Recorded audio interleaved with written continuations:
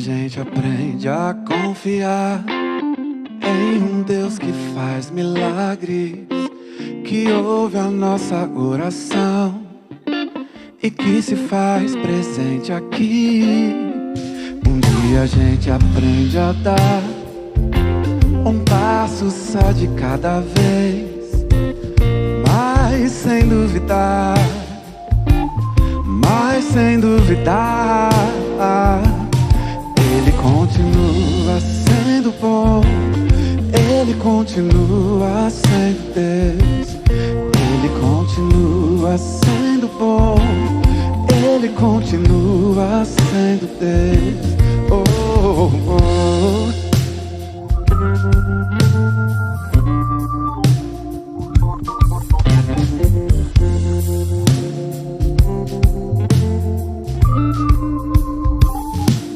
Então chega o dia de viver tudo que se aprendeu e a enxergar até o que não se pode ver. Chega o dia de entender até ouvir o não de Deus, mas sem duvidar, mas sem duvidar.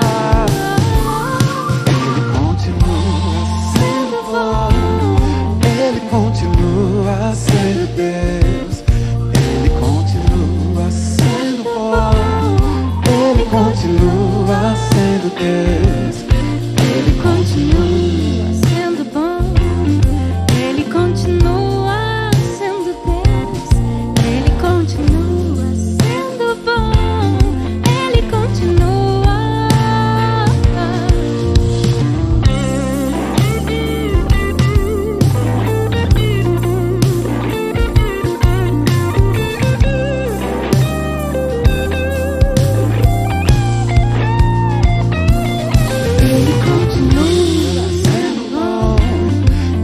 Continua sendo Deus, Ele continua sendo bom, Ele continua sendo Deus, Ele continua sendo bom, Ele continua sendo Deus, Ele continua sendo bom, Ele continua.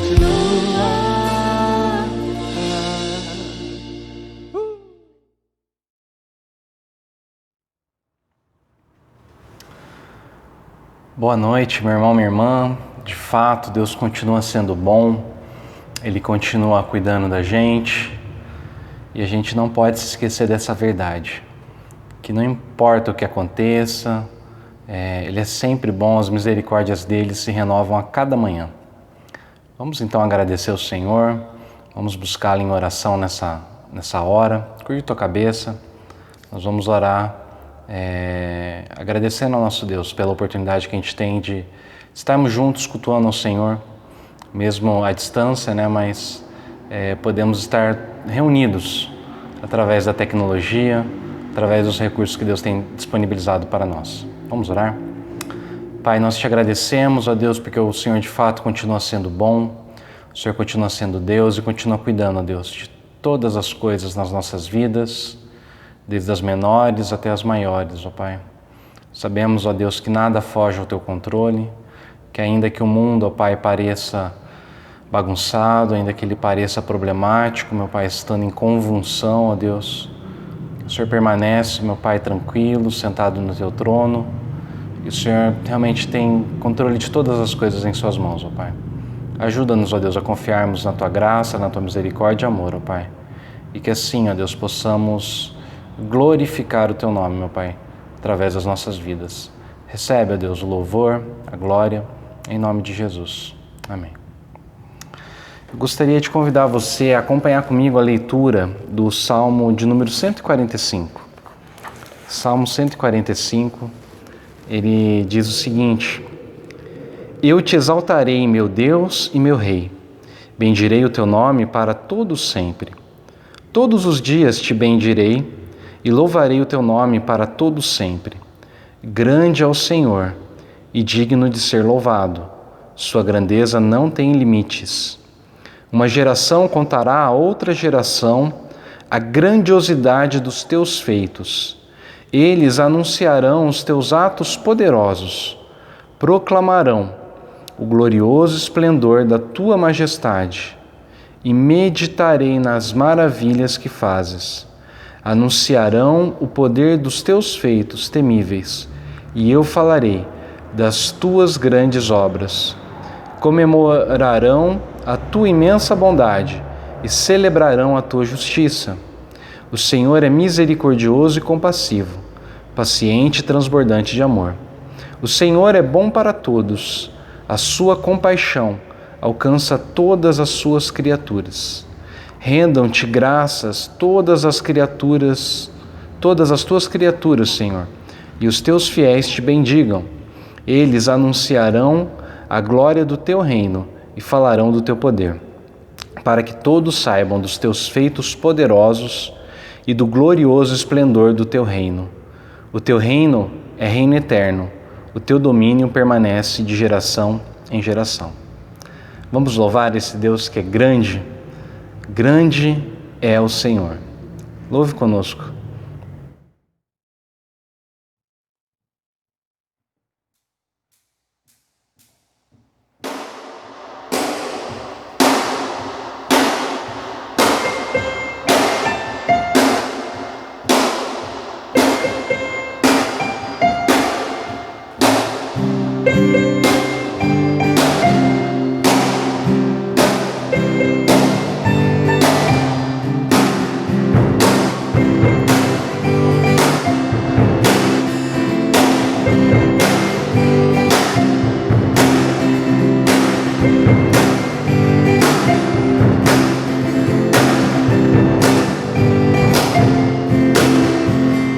Grande é o Senhor, grande é o Senhor, suas grandes obras não têm fim, seus olhos estão sobre mim.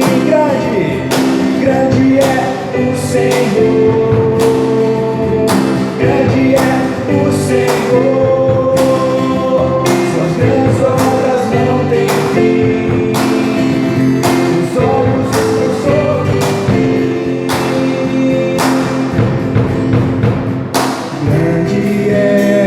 Seu amor derramado em mim pelo Espírito, conselheiro e amigo fiel, fidedigno em tudo que prometeu, agradável a sua bondade, e eterna a sua bondade. Grande é o Senhor,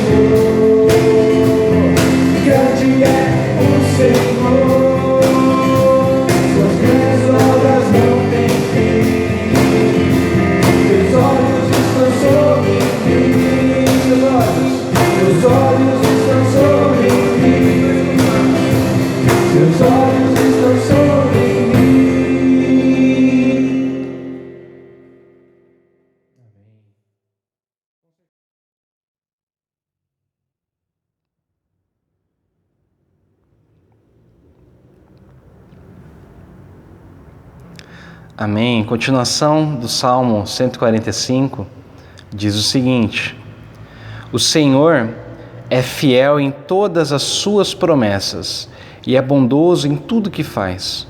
O Senhor ampara todos os que caem e levanta todos os que estão prostrados. Os olhos de todos estão voltados para ti, e tu lhes dás o alimento no devido tempo. Abre as tuas mãos e satisfazes os desejos de todos os seres vivos.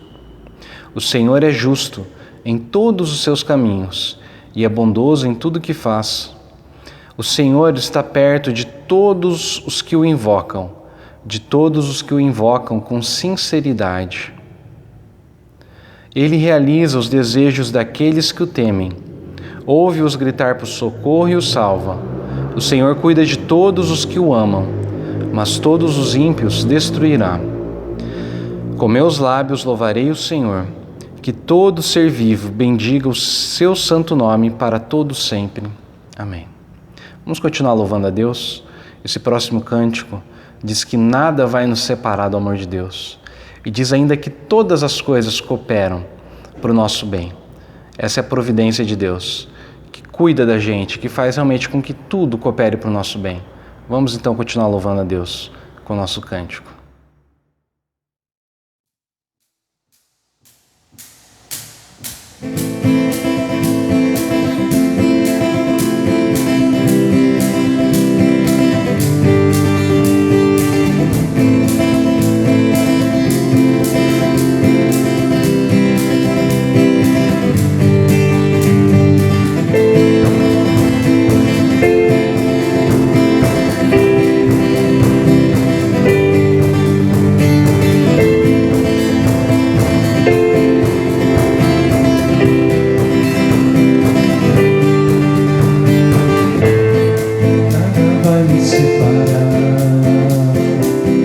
Mesmo se eu me abalar, pois teu amor não falha.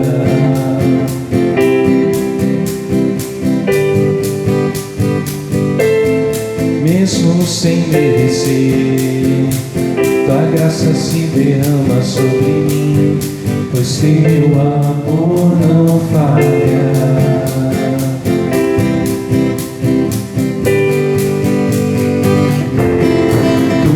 Mesmo para sempre,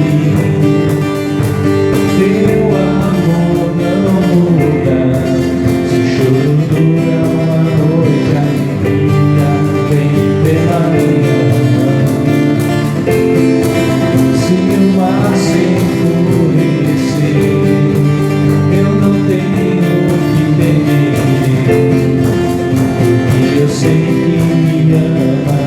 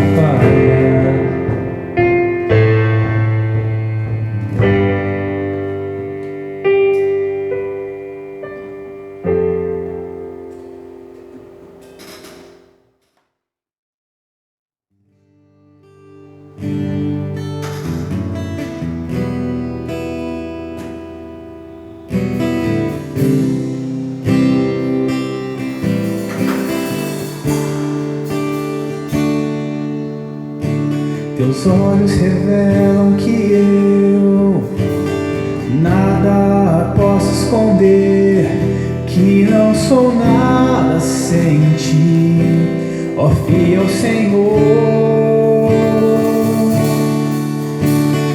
Tu sabes de mim quando sondas meu coração, tudo podes ver bem dentro de mim. Leva minha vida a uma só verdade. Quando me sondas, nada posso ocultar. Sei que a tua fidelidade leva minha vida mais além do que eu posso imaginar. Sei, não posso negar que os teus olhos sobre mim me enchem da tua paz. Teus olhos revelam que eu nada posso esconder, que não sou nada sem ti, ó fiel Senhor. Tudo sabes de mim quando sondas o meu coração, tudo podes ver bem dentro de mim. Leva minha vida a uma só verdade. Quando me sondas, nada posso ocultar. Sei que a tua fidelidade leva minha vida mais além do que eu posso imaginar. Sei, não posso negar que os teus olhos sobre mim me enchem da paz. Sei que a tua fidelidade leva minha vida mais além do que eu posso imaginar. Sei, não posso negar que os teus olhos sobre mim me enchem da tua paz, que os teus olhos sobre mim me enchem da tua paz.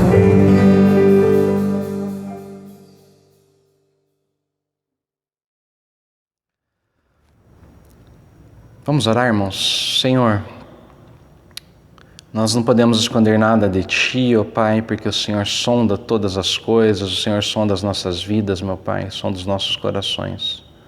Por isso, ó Deus, perdoa os nossos pecados, purifica a nossa vida, meu Pai, e lava-nos, ó Deus, através da Tua Palavra. Tua Palavra é a verdade que pode nos libertar, ó Pai. Nós pedimos então que o Senhor nos abençoe, ó Deus, que o Senhor ilumine o nosso coração através da leitura dela, meu Pai, através da explicação dela, que Teu Santo Espírito venha falar conosco, em nome de Jesus. Amém.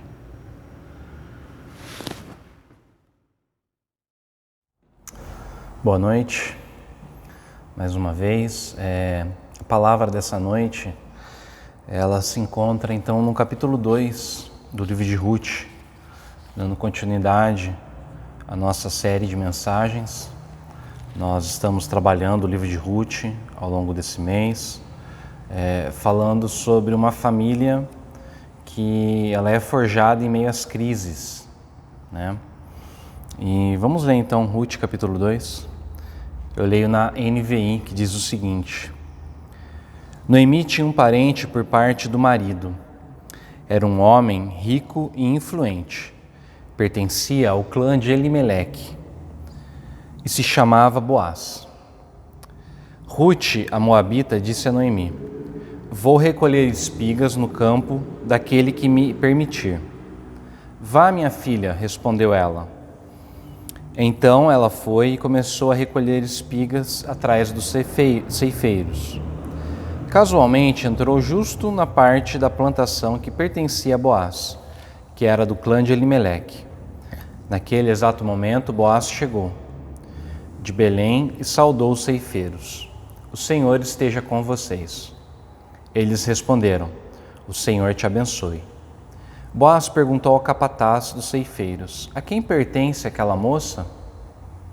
O capataz respondeu: é uma moabita que voltou de Moabe com Noemi.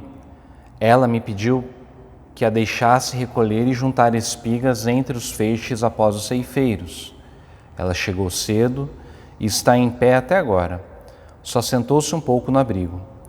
Disse então Boaz a Ruth: ouça bem, minha filha, não vá colher noutra lavoura, nem se afaste daqui. Fique com minhas servas. Preste atenção onde os homens estão ceifando e vá atrás das moças que vão colher. Darei ordem aos rapazes para que não toquem em você. Quando tiver sede, beba da água dos potes que os rapazes enchem.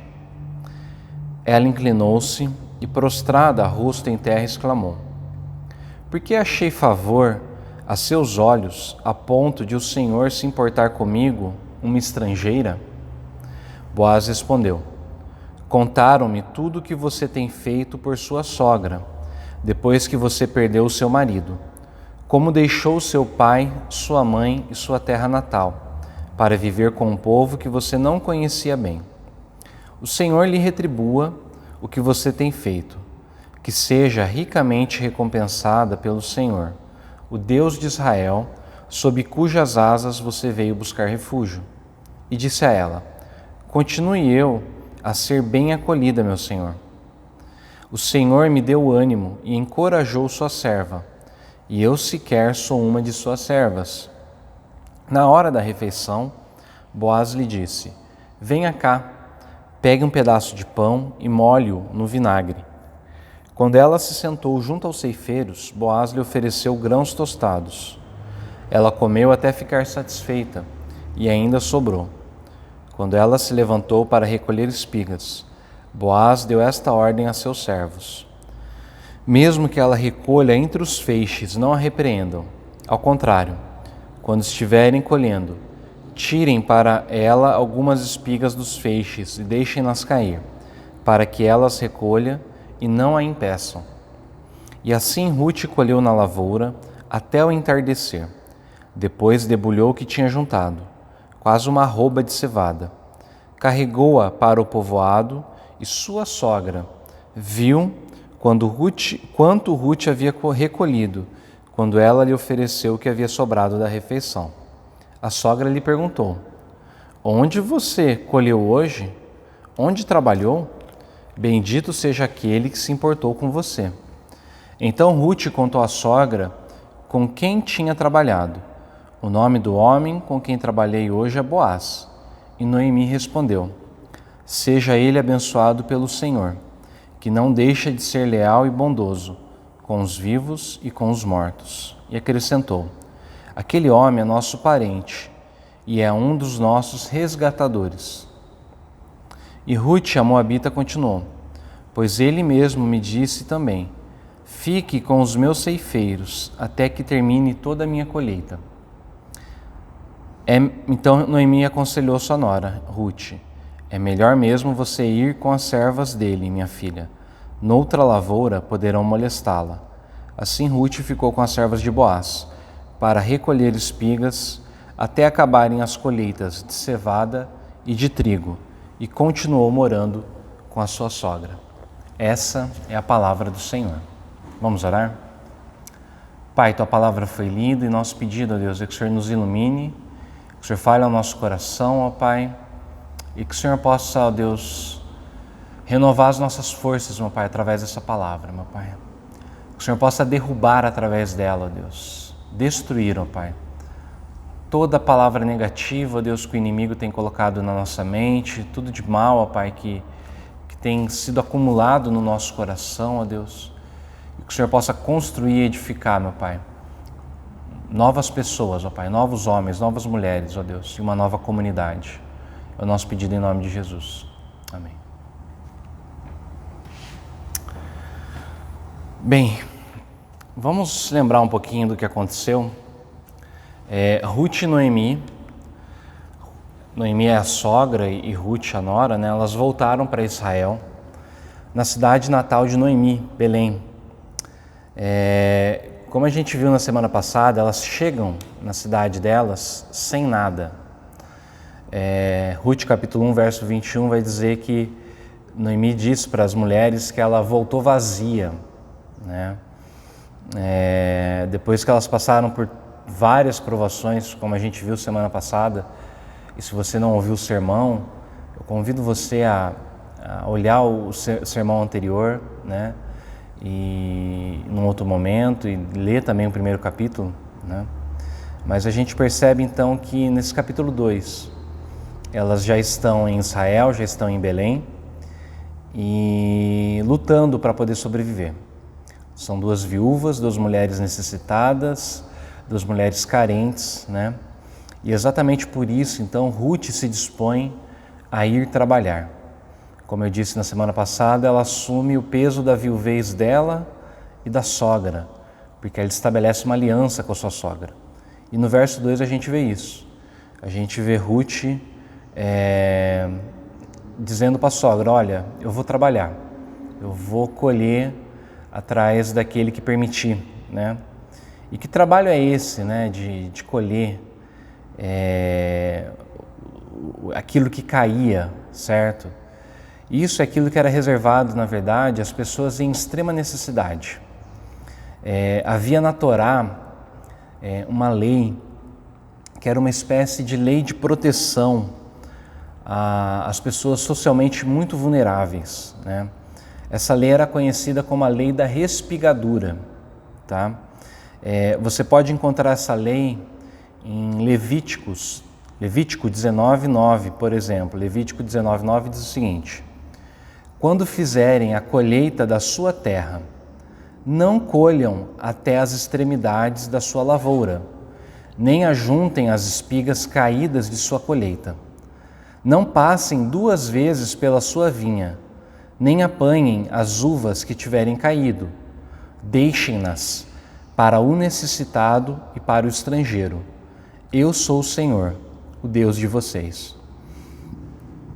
Outro lugar também que aparece essa lei é Deuteronômio 24, verso 19, diz o seguinte: quando vocês estiverem fazendo a colheita de sua lavoura e deixarem um feixe de trigo para trás, não voltem para apanhá-lo. Deixem-no para o estrangeiro, para o órfão, para a viúva, para que o Senhor, o seu Deus, os abençoe em todo o trabalho das suas mãos. O que significa essa lei, meus irmãos, da respigadura, que dizia que eles não podiam colher aquilo que caía no chão, não deviam passar 2 vezes fazendo a colheita, né, para poder realmente deixar alguns frutos para que as pessoas necessitadas pudessem comer. Um especialista, né, um estudioso, ele diz o seguinte a respeito dessa lei: os donos da lavoura não podiam ficar com tudo que a terra produzia.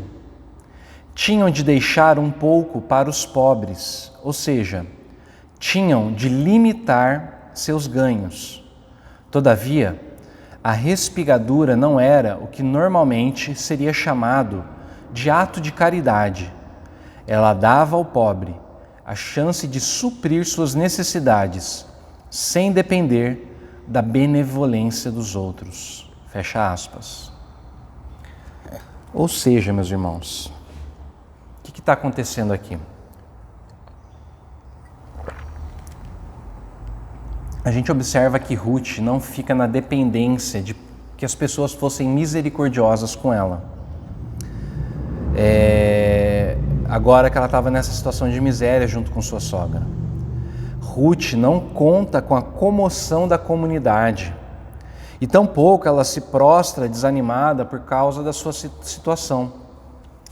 O que ela faz é arregaçar as mangas e ir à luta. Em outras palavras, Ruth se esforça e trabalha diligentemente. É isso que ela está fazendo. Conforme o verso 7 vai dizer para a gente, o capataz falando a respeito dela fala: ela chegou cedo, está em pé até agora, só sentou-se um pouco no abrigo. E lá no verso 17 a gente vai ver que Ruth colheu na lavoura até o entardecer. Depois debulhou o que tinha juntado, quase uma arroba de cevada. E eu estudando aqui, né, uma arroba, um efa, dependendo da tua versão, era o equivalente a 2 semanas de alimentação para Ruth e Noemi. Ou seja, num dia ela colheu, graças, né, à generosidade de Boaz, que falou para o pessoal deixar, né, mais coisas para ela poder pegar, mas ela recolheu o equivalente a 2 semanas, né, de alimentação para ela. Ou seja, ela foi à luta, ela se esforçou, ela não ficou esperando a boa vontade dos outros. E à medida que Ruth faz a parte dela, o que a gente vê é que Deus vai ajudando, mesmo que de uma maneira quase que imperceptível, né?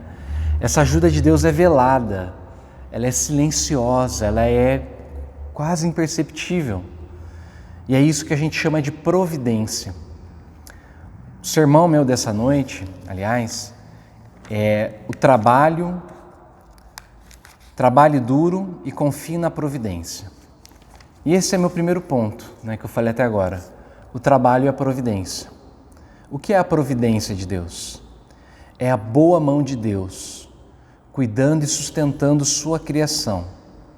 Tal como a gente ouve lá no Salmo 145, do verso 14 ao 16, que diz: o Senhor ampara todos os que caem e levanta todos os que estão prostrados. Os olhos de todos estão voltados para ti, e tu lhes dás o alimento no devido tempo. Abres a tua mão e satisfazes os desejos de todos os seres vivos. Né? Ou seja, esse salmo fala do cuidado de Deus, levantando o necessitado, levantando aquele que está derrubado e sustentando, né? e abençoando com alimento, com sobrevivência todos os seres. Como Lutero, Martinho Lutero, reformador, disse, ao comentar esse texto do Salmo, ele fala o seguinte, abre aspas: Deus poderia lhe dar cereais e frutas sem que você tivesse que arar e plantar, mas Ele prefere não fazer isso. Fecha aspas. O que Lutero está dizendo aqui para a gente? Está dizendo que a maneira que Deus sustenta a criação é através do trabalho humano. A providência dele acontece a partir da nossa resolução de ir à luta, de trabalhar, de suar a camisa, né? E é isso que acontece com Ruth. Primeiro ela se dispõe a ir trabalhar. Depois a gente vê Deus intervindo nessa ação dela, fazendo com que ela chegue até a lavoura de Boaz, conforme diz o verso 3. Casualmente, entrou justo na parte da plantação que pertencia a Boaz. Você percebe? É até um pouco irônico, né, esse casualmente. Está dizendo que, olha, obra do destino, né, obra do acaso, Ruth chegou na plantação de Boaz, mas a gente sabe que não foi casualidade. Isso foi a providência de Deus. Foi a providência que fez essa casualidade acontecer. E aqui, meus irmãos, a gente tem que tomar cuidado para evitar 2 percepções errôneas. 2 percepções. E esse é meu segundo ponto. 2 percepções erradas acerca da providência. Você pode repetir isso? 2 percepções erradas acerca da providência. A primeira percepção errada é aquilo que eu vou chamar de uma visão paganizada. Tá? O que é isso? Essa primeira percepção fala sobre aquela relação básica que os pagãos tinham com os deuses, que era basicamente uma relação de barganha. Funcionava mais ou menos assim. Se eu quisesse que a minha lavoura produzisse bastante, o que eu fazia se eu fosse um pagão? Eu oferecia um sacrifício para o Deus da fertilidade, algo que fosse do agrado dele. E para evitar que uma praga ou uma seca, também destruíssem minha lavoura, eu procurava evitar fazer coisas que desagradassem esse Deus da fertilidade que eu servia. Isso era um esquema muito simples. A ideia era, se você fizer a coisa certa e evitar as coisas erradas, você vai ser recompensado pelos deuses. Logo, meus irmãos, percebe uma coisa. Esse Deus do paganismo é um Deus que pode ser controlado pelo ser humano. Porque se o meu comportamento for de acordo com a vontade dele, automaticamente eu controlo a resposta dos deuses. E essa forma de pensar naturalmente vai gerar a compreensão de que se os deuses podem ser controlados, logo eles são manipulados pelo homem. Se o homem souber a coisa certa a ser feita, a coisa certa a ser dita, a coisa certa a ser adquirida. Por isso que os pagãos criam numa série de artefatos, de objetos, que tinham o poder de controlar o sobrenatural. Por isso que eles praticavam rituais, com palavras secretas muitas vezes, com encantamentos, feitiços, na tentativa de manipular o sagrado, de manipular os deuses. Eu quero abrir um parênteses aqui enorme dizendo o seguinte, que eu não preciso nem falar que está cheio de igreja hoje em dia, que são igrejas pagãs, na verdade, não é isso? Está cheio de igreja dizendo para você que você tem que comprar o sal do Mar Morto, comprar a água do Rio Jordão, participar da campanha dos 300 valentes de Gideão, ou seja, fazer uma série de sacrifícios comprando essas coisas, gastando dinheiro, pagando, para você poder ter a bênção de Deus. Isso é barganha, isso é paganismo. O perigo dessa visão é você achar que se você for diligente no trabalho, se você acordar cedo, trabalhar até tarde, se você molhar a camisa, se você se esforçar, então Deus tem a obrigação de fazer você prosperar. E nesse sentido eu quero deixar algo bem claro. Deus não tem obrigação de fazer nada por nós. No entanto, muitas vezes Ele faz porque Ele é misericordioso e porque Ele é bondoso. Porque a misericórdia dele se renova cada manhã. E a graça dele tem prazer em cuidar da criação, tem prazer em sustentar, tem prazer em levantar. Mas o nosso desempenho, o nosso esforço não é capaz de manipular Deus em nada. Nosso Deus é um Deus selvagem. Ele não se permite ser controlado. O que eu estou dizendo é o seguinte: através do nosso trabalho, a gente se torna parceiro de Deus. E Ele tem prazer em abençoar a gente quando a gente trabalha junto com Ele. Mas isso não dá para a gente o direito da gente querer manipular a graça e usar a graça de Deus como uma espécie de vantagem competitiva contra outras pessoas. Essa forma de enxergar é a mesma forma do filho mais velho da parábola do filho pródigo, lembra? O filho mais velho era o filho diligente, era o filho trabalhador. Tanto é que quando tem a festa para o irmão mais novo, ele chega à noite em casa porque ele estava no campo trabalhando.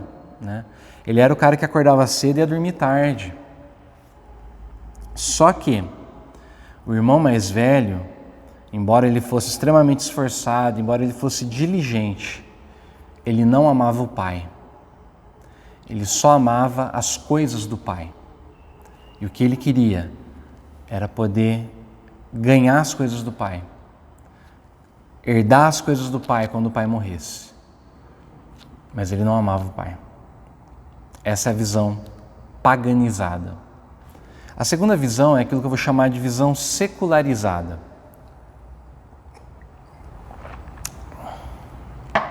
Essa é a segunda visão errada a respeito da providência.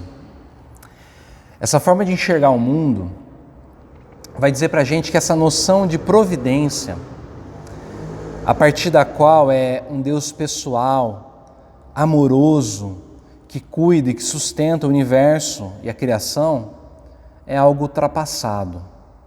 A gente não precisa atribuir as coisas a Deus, porque para tudo tem uma explicação lógica, para tudo tem uma explicação científica. Se a gente não consegue explicar, se a gente não consegue entender, se a gente não tem a resposta, é simplesmente porque a gente ainda não teve tempo, não teve dinheiro talvez para desenvolver a pesquisa certa, né? Mas se você der tempo, se você investir dinheiro em pesquisa, a gente consegue resolver tudo sozinho.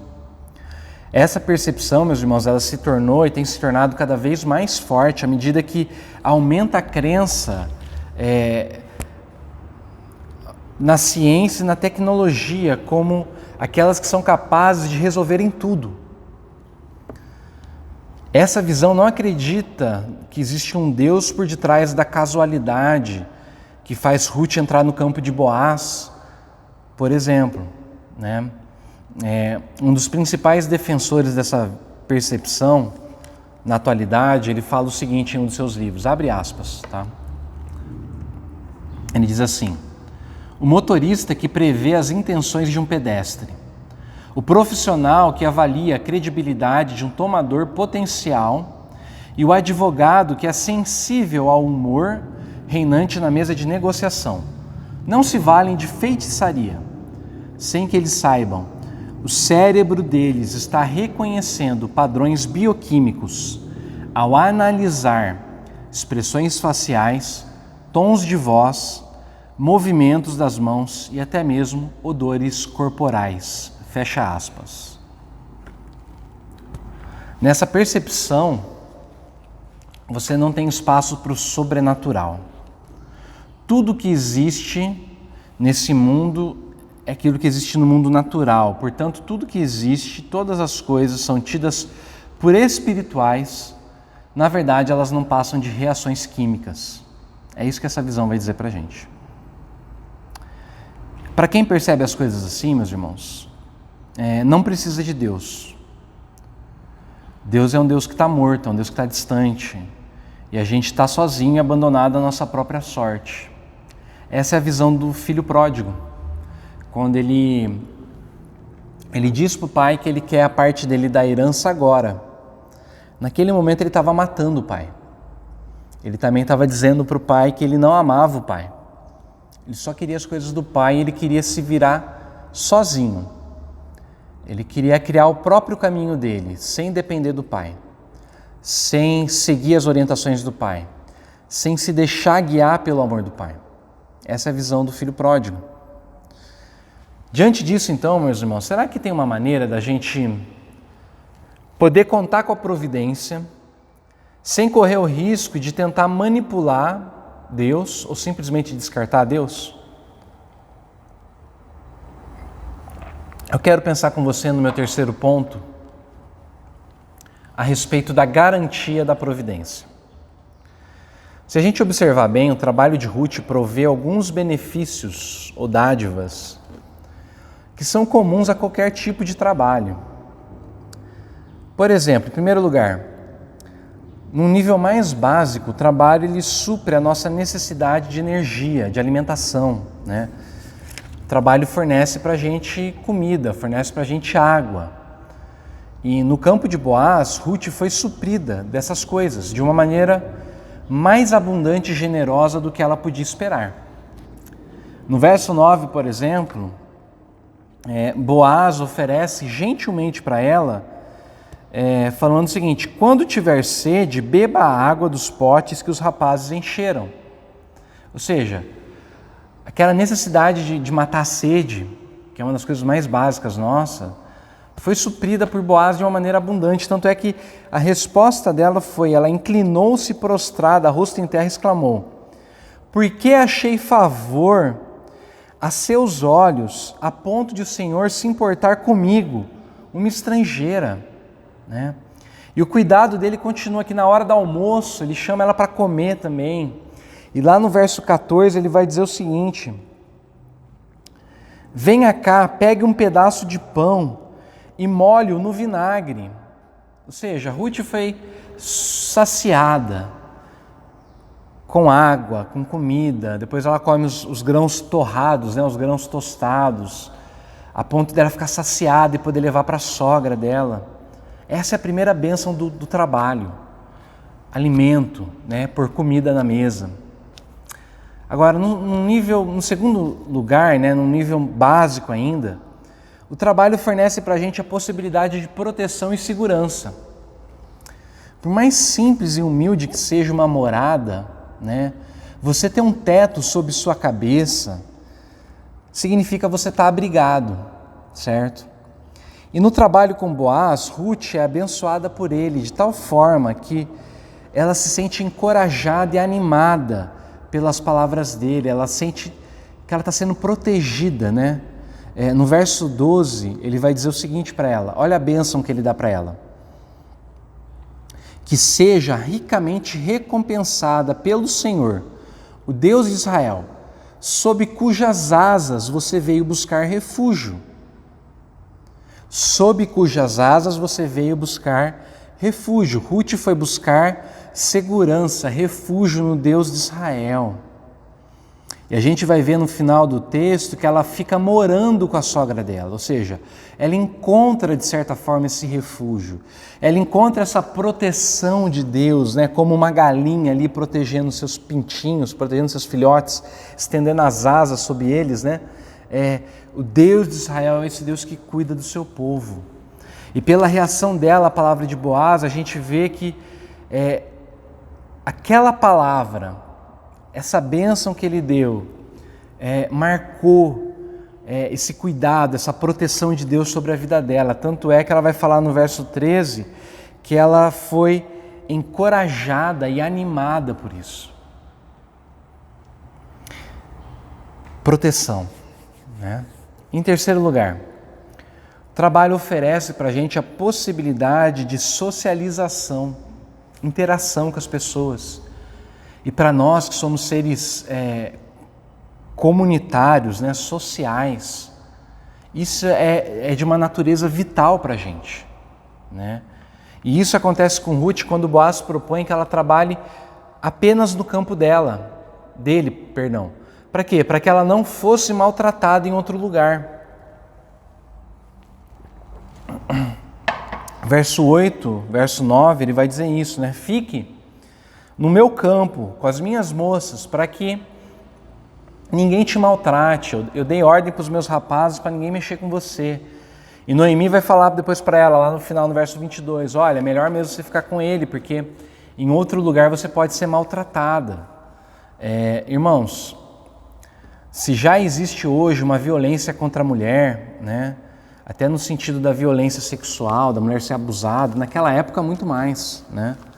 Tanto é que Deuteronômio, ele coloca algumas leis que aos nossos olhos hoje, assim, embora fosse de certa forma até uma proteção para a mulher dentro daquele contexto que havia, mas aos nossos olhos é algo que não pensava na mulher em si, né? Pensava apenas na questão talvez ali da honra da família, né? Mas não na pessoa que foi abusada, que foi violentada. E esse era um risco que de fato havia, né? Por isso que ele oferece isso para ela. E acaba oferecendo, consequentemente, o texto não fala isso, mas a gente pode imaginar que Ruth, tendo ficado toda uma temporada ali, né, de colheita da cevada primeiro, depois do trigo, com as moças de Boaz, ela que era uma estrangeira, né, que não esperava nem ser bem tratada dentro do povo, porque ela era uma de fora, de repente ela ganhou a chance de fazer amizade, ganhou a chance de encontrar outras mulheres, né, que pudessem ali talvez numa mesma situação que ela, né, outras viúvas talvez, até outras estrangeiras também, a gente não sabe, né, mas gente que pudesse caminhar junto dela, né. Então com isso ela consegue, através do trabalho, ser inserida naquela comunidade da qual ela não fazia parte. Todas essas dádivas alimento, segurança, socialização, são obras da providência divina sobre Ruth. Mas como podemos saber que Deus também vai cuidar da gente, né? Ainda mais no meio de uma crise igual essa pandemia que a gente está vivendo. Será que isso estava reservado só para Ruth ou a gente pode esperar alguma coisa de Deus hoje também? Será que existe alguma garantia da providência sobre nós? Perceba uma coisa, meu irmão. A postura de Ruth no trabalho é a postura de uma serva. Verso 13 ela vai dizer: o Senhor me deu ânimo e encorajou sua serva, e eu sequer sou uma de suas servas. A todo momento Ruth se coloca como serva, submissa, né? Ela espera o capataz deixar ela recolher. Tanto é que quando Boaz olha, a pergunta que ele faz é: de quem pertence essa moça? Por quê? Na visão dele, de olhar para ela, ele percebeu que ela era uma serva, né? E nesse sentido, meus irmãos, Ruth aponta para Jesus, que é o grande servo sofredor. Jesus é o servo sofredor, é aquele que foi profetizado por Isaías, na terceira parte ali do livro de Isaías, que fala sobre o servo sofredor, aquele que carrega os pecados do povo, aquele que carrega a maldade do povo. E aí você consegue perceber algumas coisas. No verso 9, quando Boaz oferece água para Ruth para matar a sede dela, e depois no verso 14 ele oferece o vinagre para poder matar a fome dela, a gente vê que Ruth teve isso. Mas Jesus na cruz, ele teve sede, e a sede dele não foi matada. A gente não sabe se ele teve fome, né? Mas quando ele tem sede, ele suplica por água, o que foi oferecido para ele foi vinagre. Mas esse vinagre não estava destinado a matar a fome de Jesus. Esse vinagre, na verdade, foi dado para poder zombar da sede dele. No verso 12, a gente vê Ruth recebendo a bênção, né? Ela como uma estrangeira, de se refugiar debaixo das asas de Deus, de ser acolhida, ser protegida por Deus. Mas na cruz, meus irmãos, Jesus clamou: Deus meu, por que me abandonaste? Ao invés dele ser acolhido, ao invés dele ser abraçado, ao invés dele se sentir protegido, ele se sentiu abandonado por Deus. E no verso 8 e 9 a gente vê Ruth sendo abençoada pela a companhia das outras moças para poder não ser maltratada. Ela tem amigas ali que podem caminhar com ela, né, para ela não ficar sozinha, não ser maltratada. O que a gente vê na cruz é Jesus sendo abandonado por cada um dos seus amigos. Ele foi deixado sozinho e ele foi extremamente maltratado. Por que tudo isso aconteceu com Jesus? Jesus sofreu tudo isso no seu lugar, no meu lugar. Ele carregou a nossa maldição, ele carregou a nossa dor, ele carregou a maldição do trabalho, a maldição da gente trabalhar e não ter alimento, a gente trabalhar e não poder matar a sede, a maldição da gente trabalhar e ao invés da gente fazer amigo, a gente ser abandonado pelas pessoas, ser abandonado pelos sócios. A maldição da gente procurar proteção, da gente procurar uma garantia de segurança e na hora que a gente mais precisa, isso faltar. Ele carregou essa maldição para que a gente não pudesse ficar preocupado com essas coisas. Foi isso que ele fez.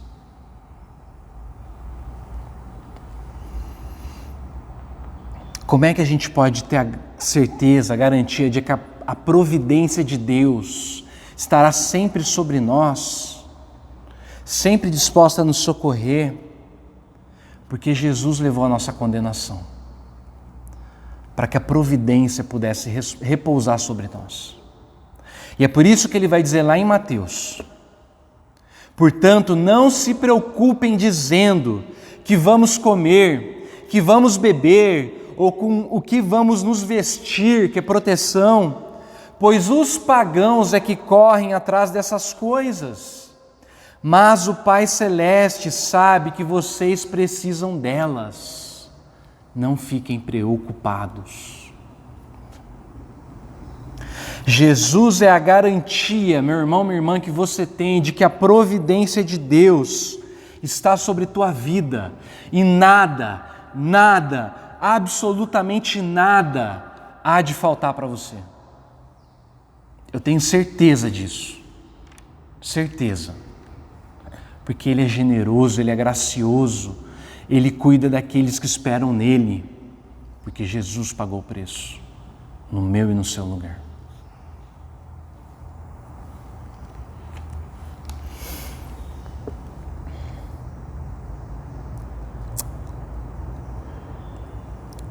Qual foi o resultado de tudo isso, irmãos?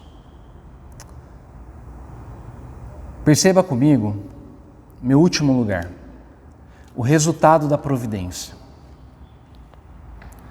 Se essa história fosse simplesmente sobre o esforço de Ruth aliado ao cuidado de Deus, que abençoou 2 viúvas livrando elas da miséria, já seria uma história muito bonita. Já seria uma história que valeria a pena, mas não seria uma história muito diferente de outras histórias. Não seria diferente, por exemplo, de Will Smith, né? Naquele filme A Procura da Felicidade, onde ele mostra um homem batalhando para poder se sustentar, né? Acontece, meus irmãos, que a providência estava agindo através de Boaz e através de Ruth, mas o alvo não era eles. O verdadeiro alvo dessa história era Noemi. Lembra que no fim do capítulo 1, Noemi, depois de todas as perdas que ela tem, ela se vê agora como uma mulher amargurada. Ela até fala, olha, não me chamem de Noemi, que quer dizer agraciada, né, ou agradável. Me chamem de Mara, que quer dizer amargurada. Noemi é uma mulher que, no final do capítulo 1, ela está duvidando da bondade de Deus. Está duvidando do cuidado de Deus. Quando Ruth chega em casa à noite, contando toda aquela maneira casual e maravilhosa que ela foi agraciada, né, dentro do trabalho dela, ela mostra, né, tudo que ela colheu para Noemi. Noemi vai dizer no verso 20, seja ele abençoado pelo Senhor, que não deixou de ser leal e bondoso com os vivos e com os mortos. Você percebe o que está acontecendo aqui? Deus usou o trabalho de Ruth para restaurar a esperança de Noemi. Noemi que duvidava da bondade de Deus.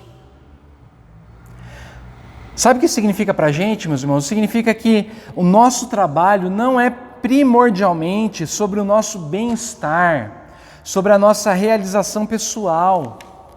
Nosso trabalho tem a ver com a restauração de vidas. Como disse Lutero, ele fala o seguinte, abre aspas, Lutero. O que é nosso trabalho para Deus, seja na lavoura, no jardim, na cidade, em casa, na guerra e na política, senão apenas o desempenho de uma criança, por meio do qual o Senhor nos oferece suas dádivas na lavoura, em casa e em todo e qualquer lugar. Essas são as máscaras de Deus, por trás das quais Ele decide permanecer oculto e realizar todas as coisas. Nosso trabalho é a máscara que Deus usa para sustentar o mundo, para cuidar o mundo e permanecer ainda assim oculto do mundo. Quando você trabalha, meu irmão, na força do Senhor, independente do teu trabalho, você está sendo o agente de Deus, de cuidado, de preservação, não só da tua vida, não só da tua família, mas de todos que estão à tua volta, do mundo inteiro, até da criação.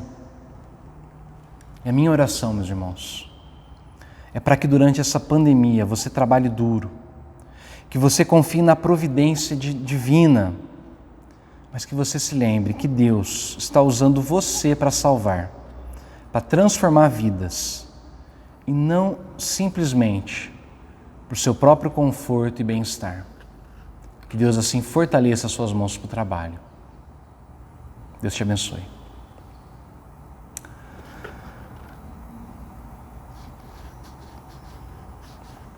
Vamos ouvir esse próximo cântico,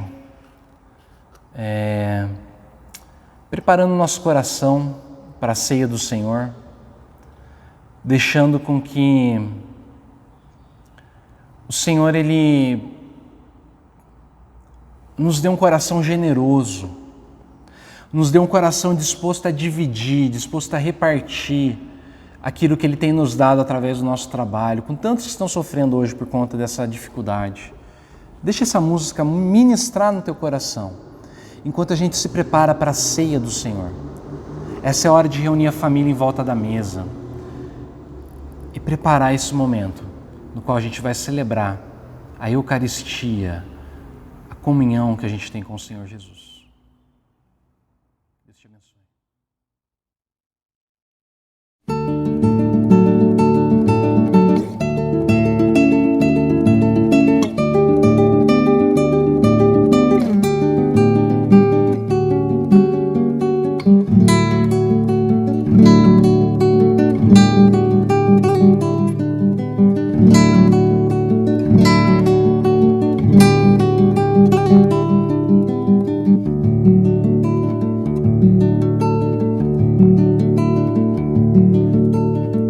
Tapeceiro, grande artista, vai fazendo seu trabalho, incansável, paciente no seu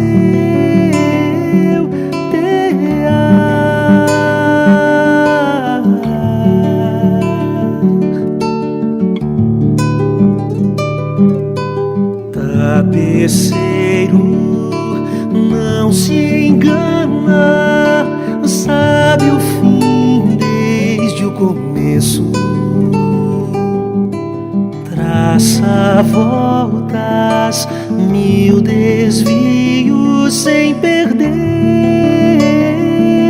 o fio.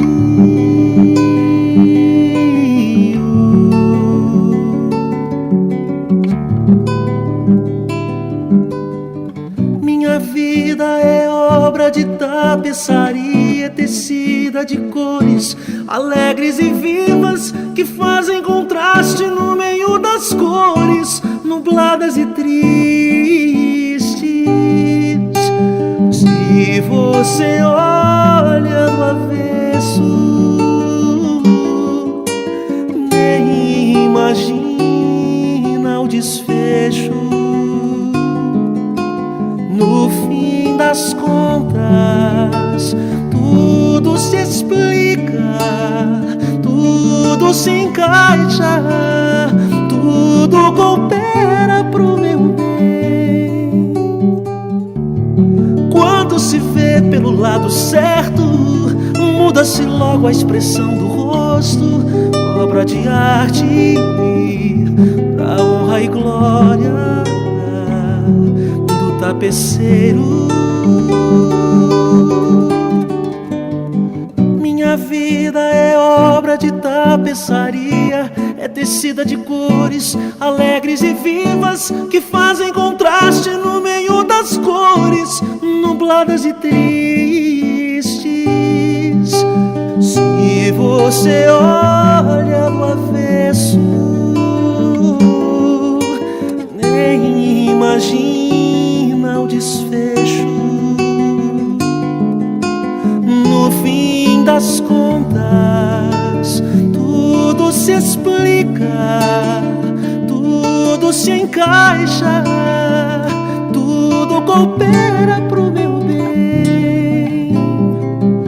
Quando se vê pelo lado certo, todas as cores da minha vida dignificam a Jesus Cristo, o tapeceiro.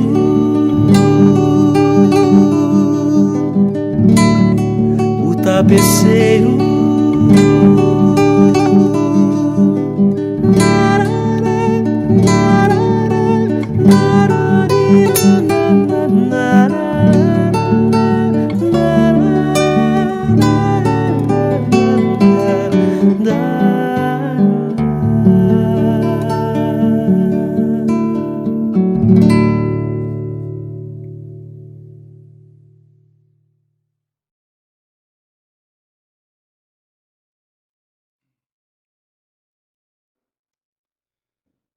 Essa música que a gente acabou de ouvir, do Tapeceiro, ela fala sobre como que Deus ele vai tecendo a nossa vida com coisas boas, coisas ruins, coisas alegres, coisas tristes, mas no fim das contas é tudo para a glória dele e é tudo também para o nosso bem, né? Tudo coopera para o nosso bem, de fato.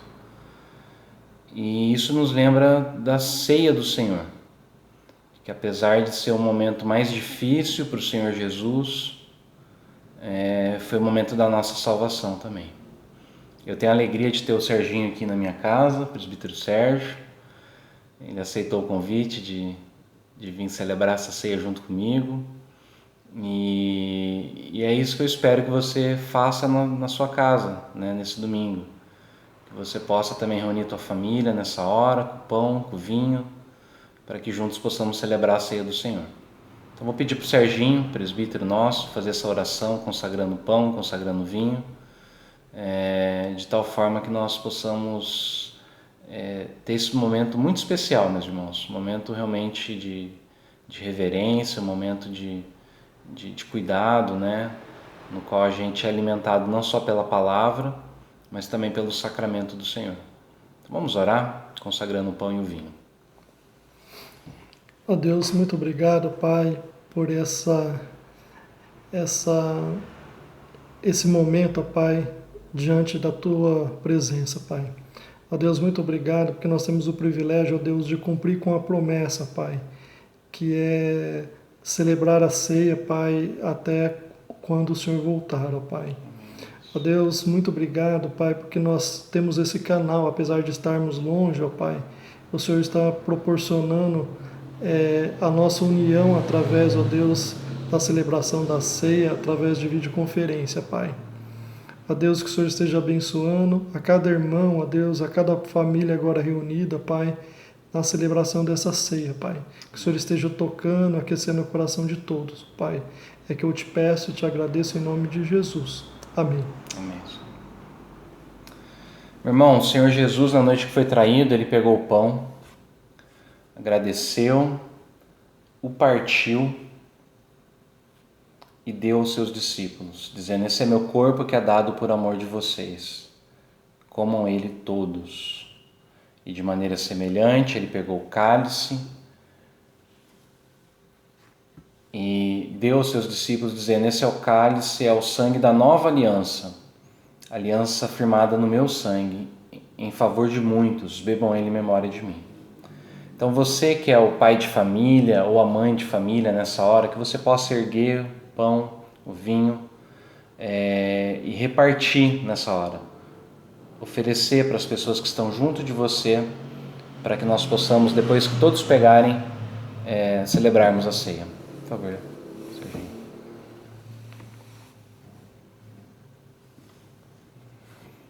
Vamos pegar o pão, pegar o vinho, e é um só coração, apesar da distância, vamos celebrar a ceia do Senhor.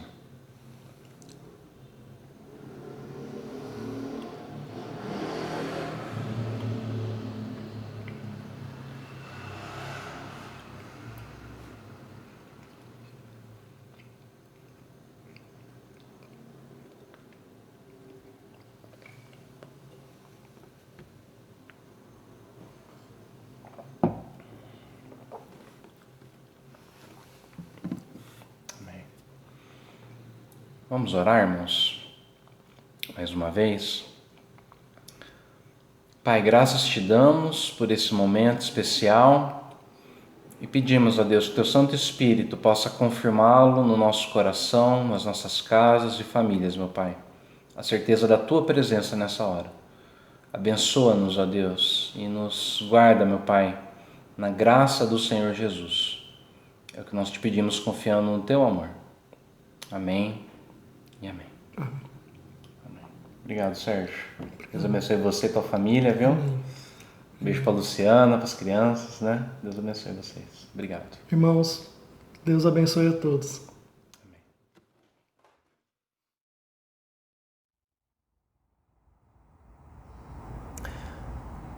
Vamos orar, meus irmãos. Pai, nós te agradecemos, ó Deus, por essa palavra que nos anima, que nos prepara, ó Deus, para o trabalho, ó Deus, que nos encoraja.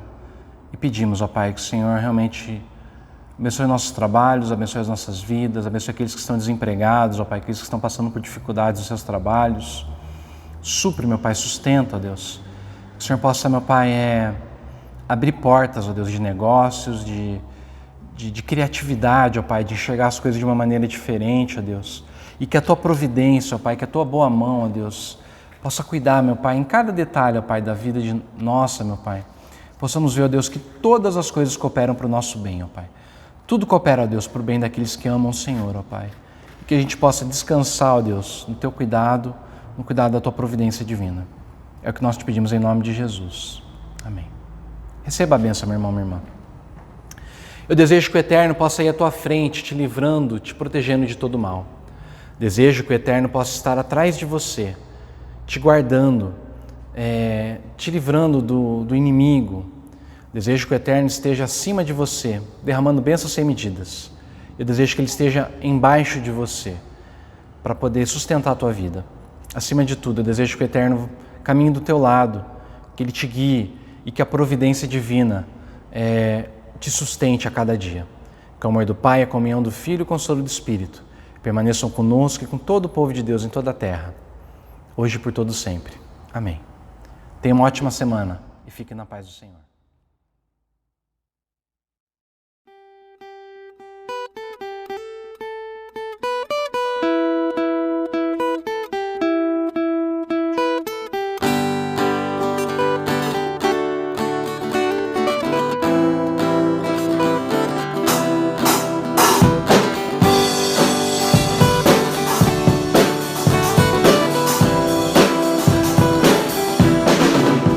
E é assim que a gente quer viver também a vida que Jesus viveu, e tudo que Ele ensinou e praticou, tudo bem. A gente quer fazer o bem, a gente quer ser de verdade. Há tanta coisa pra fazer e possibilidade. E quando o mundo vê que o amor está andando pelas ruas da cidade através de mim, então um novo jeito de ser. E é aí que na verdade o mundo inteiro vai notar que somos pequenos Cristos.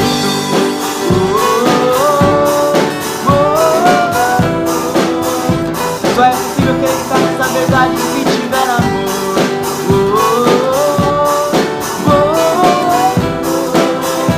Só é possível acreditar nessa verdade se tiver amor. A gente quer viver também a vida que Jesus viveu, e tudo que Ele ensinou e praticou, tudo bem.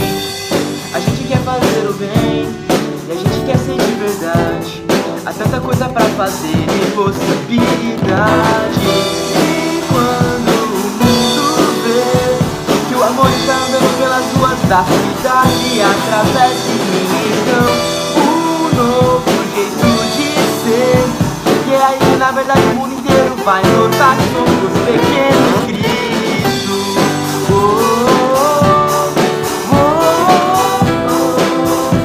Só é possível acreditar nessa verdade se tiver amor.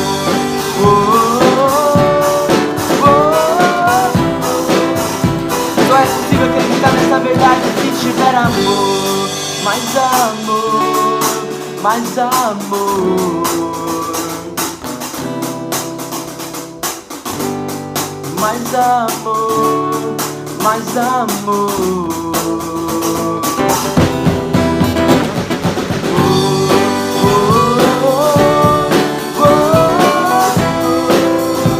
Só é possível acreditar nessa verdade se tiver amor.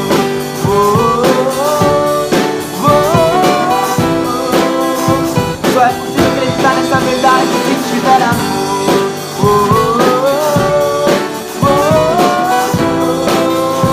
Só é possível acreditar nessa verdade se tiver amor.